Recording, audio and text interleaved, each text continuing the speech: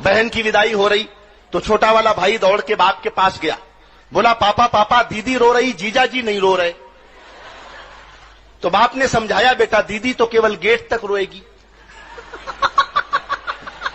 जीजा जी को तो जिंदगी भर रोना ही है। शादी के बाद प्यार रहता है या नहीं रहता कोई गारंटी नहीं है। हमारे एक मित्र चमन लाल, उनकी पत्नी को रहता है बस इसी बात का मलाल कि जब भी वो किसी कार्यक्रम या समारोह में जाते हैं तो पत्नी को साथ नहीं लेकर जाते हैं। अच्छा, इसकी पूछी वजह तो बोले दिमाग मत चाटो सुबह सुबह, अरे आप ही हमारी पत्नी को समझाइए, दिल्ली में कानून बना है 15 साल पुराने वाहन सड़कों पर मत लाइए। जाती है प्यार के बाद। तो एक आदमी ने भगवान से कहा, भगवान आप एक आशीर्वाद दे दो, मेरी मेमोरी डिलीट कर दो। तो भगवान ने उस आदमी की सारी मेमोरी डिलीट कर दी। फिर इससे पूछा भगवान ने, बेटा अब भी कुछ याद है क्या? वो बोला साहब केवल बीवी का नाम याद है। तो भगवान बोले यार पूरा सिस्टम फॉर्मेट कर दिया लेकिन वायरस फिर भी नहीं गया।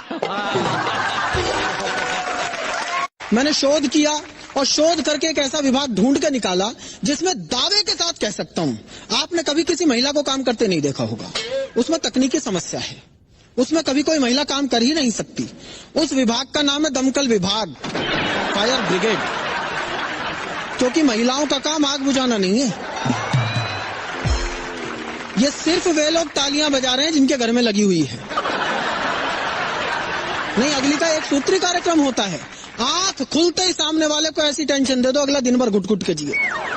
तकिए पर ही बता देंगी, आज पप्पू की फीस जमा करानी है, आज फोन का बिल जमा कराना है, आज राशन खरीद के लाना है, आज ये करना है, आज वो करना है। तो एक दिन मैंने कहा, मैं तेरी रोज रोज की फरमाइशों से दुखी आ गया हूँ, मैं आत्महत्या करने जा रहा हूँ। अगली तब भी नहीं चूकी, बोली एक सफेद साड़ी तो दिला जाओ, 13वीं पे क्या पहनूंगी। 2 आदमियों में झगड़ा हो गया तो एक ने कहा ऐसा मुक्का मारूंगा मैं तेरे 32 दांत निकाल लूंगा, दूसरा बोला मैं ऐसा मारूंगा 64 निकाल लूंगा। एक ऐसा बैठा था तीसरा, बोले यार गिनती सही कर, दांत 32 होते तू 64 निकाल कहां से लेगा? वो बोला मुझे पता थी तू बीच में बोलेगा। भीख में दिया हुआ 1 रुपए का सिक्का भिखारी ने मुझे वापस लौटा दिया। 1 रुपए का सिक्का जब भिखारी ने मुझे वापस लौटा दिया तो मैंने कहा जनाब मेरा एक उसूल है, मैं किसी भी भिखारी को 1 रुपए से ज्यादा भीख में नहीं देता। भिखारी बोला हुजूर मेरा भी एक उसूल है, मैं किसी भिखारी से भीख नहीं लेता। एक दिन मुझे कह रही थी कि तुम कल रात को मुझको सपनों में गालियां दे रहे थे। अच्छा, मैंने कहा नहीं ये तुम्हारी गलत फहमी है। बोले कैसे गलत फहमी? और भी लोगों ने सुना। मैंने कहा मैं जानता हूं, मैं कह रहा हूं कि गलत फहमी है क्योंकि मैं उस समय सो नहीं रहा था। वो एक आदमी तो एक नाई की दुकान पे गया, नाई की दुकान पे जाके बोला कितनी देर लगेगी? नाई बोला जी अभी तो 3 घंटे और लगेंगे। दूसरे दिन वो फिर दुकान पे गया, फिर बोला कितनी देर लगेगी?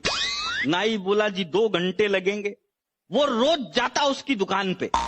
तो एक दिन नाई ने नौकर से पूछा यार ये आदमी रोज आता है, न तो शेविंग करवाता है न कटिंग करवाता है, केवल टाइम पूछ के चला जाता है, इसके पीछे जा, आखिर ये जाता कहाँ है? तो नौकर पीछे गया, आधे घंटे बाद वापिस आया। वापिस आते ही मालिक ने उससे पूछा रे नौकर बताओ आदमी कहाँ जाता है?